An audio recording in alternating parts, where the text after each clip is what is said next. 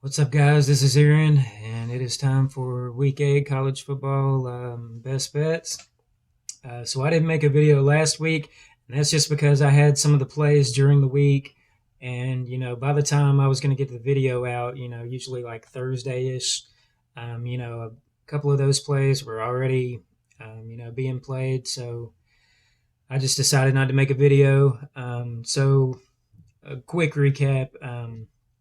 We were 3-1. Um, in the recap that we didn't do for last week for 2 weeks ago. James Madison won, Buffalo Moneyline won, and South Carolina +7 won. The Florida first half was the only loser. Um, Last week, we'll recap. I had Marshall under 48 in the weeknight game. That hit. And also had Alabama's team total over, so that hit. And then the losers were Penn State +7 and Baylor -3. Um, so for the past 2 weeks, what is that, 5-3? So we're doing okay right now. So for this week, I've got four right now for sure. So just stay posted. I've already put all these on Twitter, so you've had these for a little while. Probably still get most of the same numbers. So the first play is going to be Toledo -7, and this is at Buffalo. So if you just look at the raw numbers in conference play, Buffalo's really hit or miss. They are at home here, but Toledo is winning, all their conference games by, 3 touchdowns a game. This is just a team that is a little bit ahead of the rest of the conference. And even though some teams like this in the lower conferences, they get beat up in the non-conference, they probably look like they're not as good as they are whenever they're playing teams that are, similar, talent, or teams that they're playing every single year, division rivals and things like that. So I'm just looking to play on Toledo and MAC play. So Toledo runs the ball 59% of the time at 4.7 yards per carry. And Buffalo is allowing 5 yards per carry, which is 117th in the country. So you know that we're going to get Toledo running almost 60% of their plays and probably getting that 5 yards per carry that Buffalo allows. They should be able to do whatever they want. That should open up the passing game, which has been pretty good so far. So Buffalo runs 55% of the time, but Toledo is only allowing 3.6 yards per carry in MAC play. So Buffalo is going to run the ball more than they're going to throw, and they're pretty much predicated on the run. But Toledo only allowing 3.6 in MAC play. That shows that whenever they're playing teams that are kind of equitable to them, they play, far and above what the other teams are playing that are on their same level. So let's take Toledo -7. So the second game, so it's Baylor team total over 35.5. This is at home to Kansas. So I happen to see that Blake Shapen is questionable. So, it's still an official play. The backup's pretty decent. He doesn't have a lot of playing time, so it's kind of hard to judge. But he is supposed to be serviceable at least. And Kansas defended over 100 plays last week against Oklahoma in the loss. And we kind of saw, especially in the middle of the season when teams like Kansas start to fade a little bit. They played out of their minds for a few weeks. They got that little ranking. They had their time in the sun. And, especially defending 100 plays against Oklahoma, they gave up over 700 yards of offense in that game. Oklahoma did anything they wanted to do. And the only difference between Oklahoma last week and the previous couple of weeks is that they had Dylan Gabriel back. The defense was the same. All the weapons on offense, offensive line, those guys are all the same. It's just the difference in the quarterback, which is a big step up with Dylan Gabriel playing. But come on, they gave up 700 yards. It's not 400 or 500, it's 7. So Baylor is 24th in yards per attempt on offense. Kansas is 114th in yards per attempt on defense. So they're like bottom 15 or 20 in the yards per pass on defense. They're giving up a lot of chunk plays. For every negative play they can get in the passing game, they're giving up an explosive play. Kansas also has a 91st in sack rate. Okay, so they're not really getting to the quarterback. At that point, it really doesn't matter who's playing quarterback for Baylor. They should still keep the quarterback upright. If they can get the running game going, you already know that Kansas has got holes on defense in the pass game. They're not getting to the quarterback. So let's take Baylor's team total over 35.5.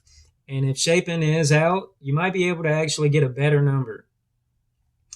So the third play, so I took Kansas State +5, and that number jumped pretty quickly.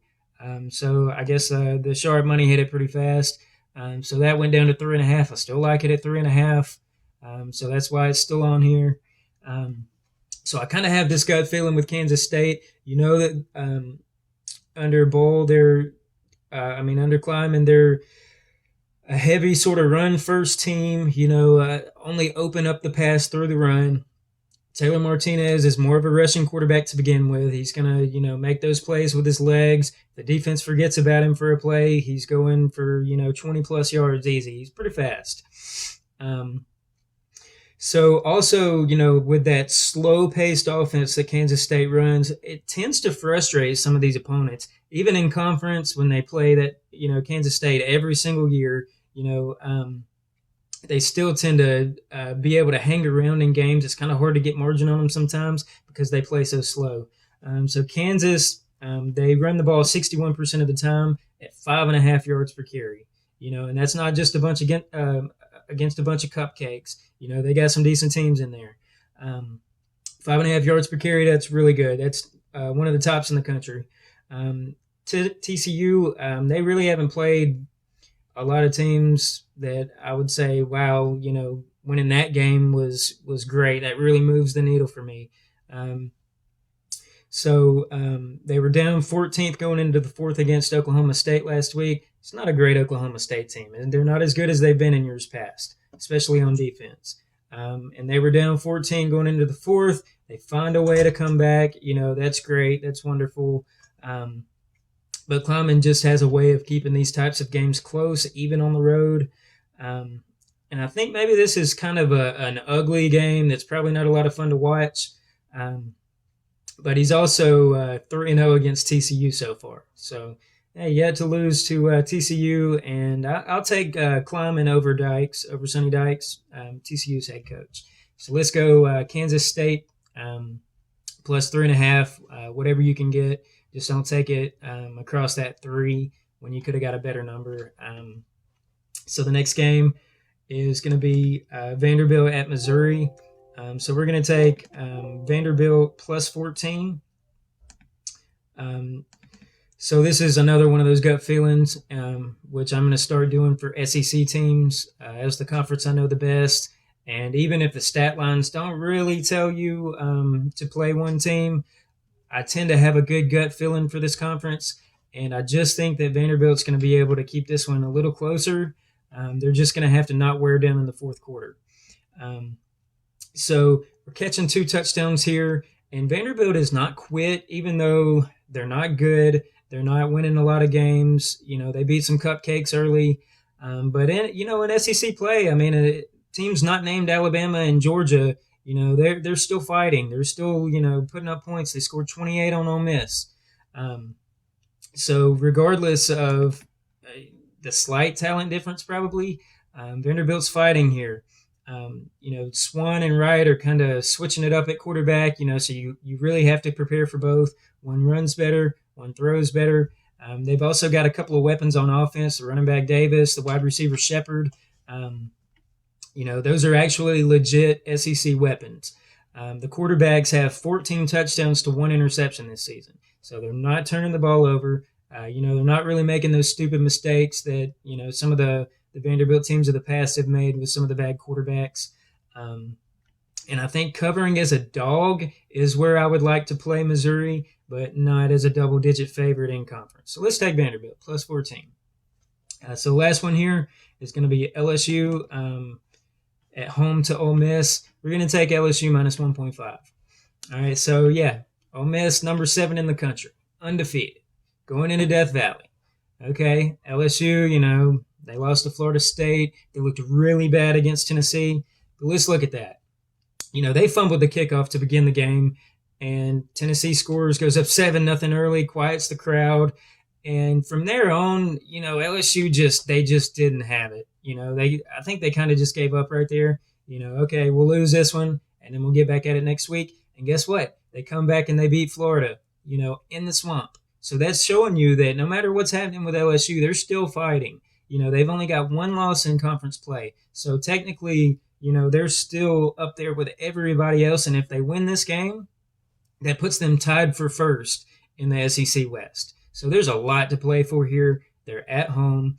Brian Kelly, he's actually a sneaky good coach. I don't really like the guy.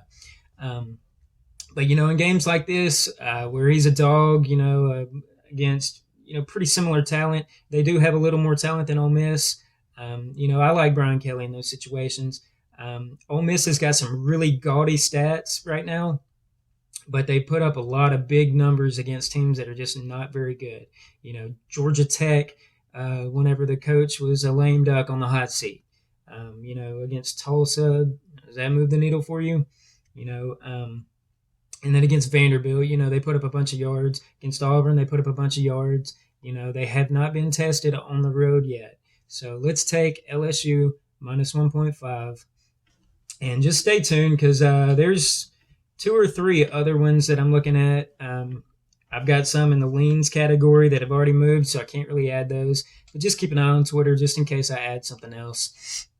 And guys, let's make some money.